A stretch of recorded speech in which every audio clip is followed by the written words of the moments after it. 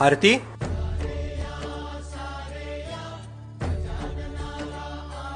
अगं इकडे तिकडे काय बघतेस? मीच हाक मारली. आत ये बाळा जरा.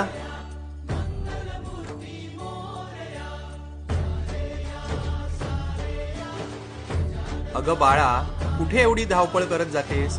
मला बघून सुद्धा दुर्लक्ष केलंस. इतकी कसली घाई तुला? मला बघायला पण वेळ नाही.